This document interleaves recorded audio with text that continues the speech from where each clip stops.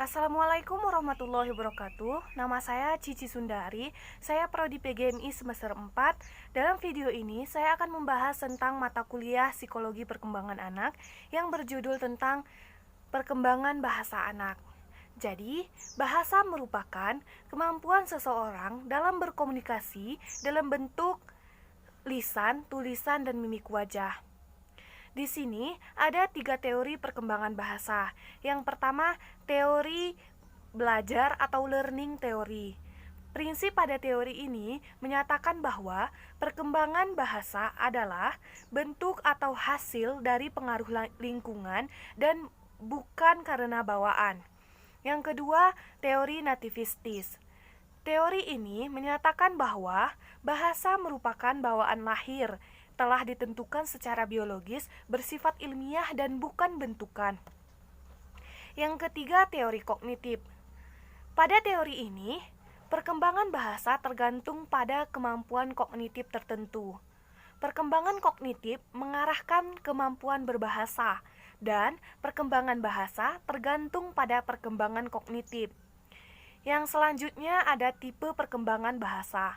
Ada 2 tipe perkembangan bahasa. Yang pertama, egocentric speech, yaitu anak berbicara kepada dirinya sendiri, monolog, dan berfungsi untuk mengembangkan kemampuan berpikir.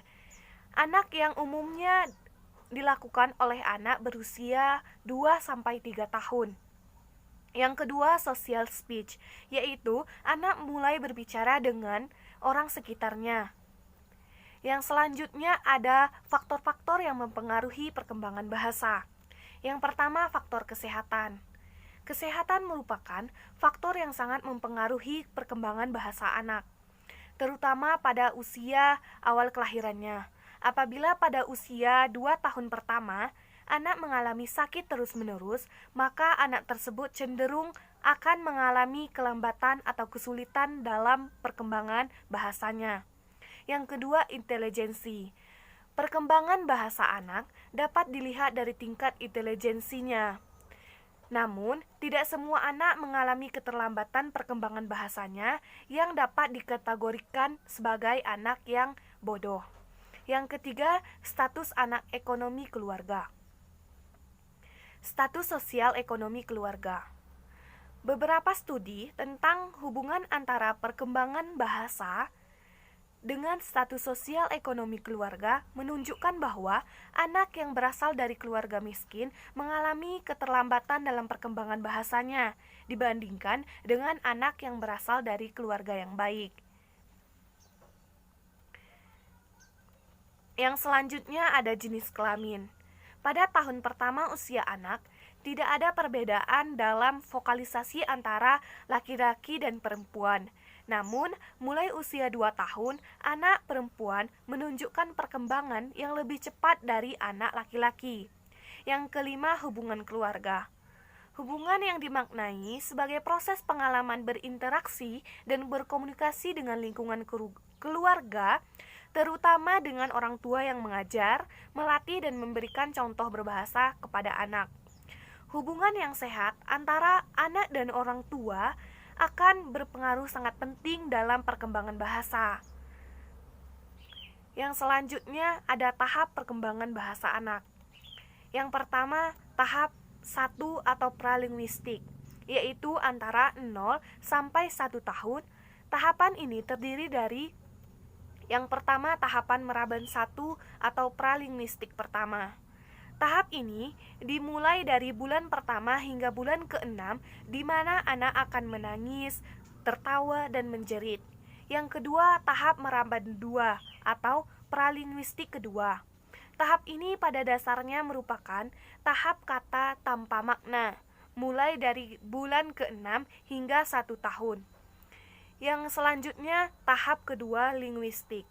Tahap ini terdiri dari yang pertama, tahap 1 holaprastik atau berumur pada 1 tahun. Ketika anak-anak mulai menyatakan makna keseluruhan frasa atau kalimat dalam satu kata, tahap ini juga ditandai dengan pembendaharaan kata anak yang kurang lebih dari 50 kata. Yang kedua, tahap 2 atau prasa, ini berumur pada 1 sampai 2 tahun. Pada tahap ini, anak sudah mampu mengucapkan frasa 2 kata. Tahap ini juga ditandai dengan pembendaharaan kata anak dengan rentang 50 sampai dengan 100 kata. Yang ketiga, tahap ketiga perkembangan tata bahasa, yaitu pada usia prasekolah yang berumur 3, 4 sampai 5 tahun. Pada tahap ini, anak sudah dapat membuat kalimat seperti telegram. Dilihat dari aspek pengembangan tata bahasa, SPO atau subjek, predikat, dan objek.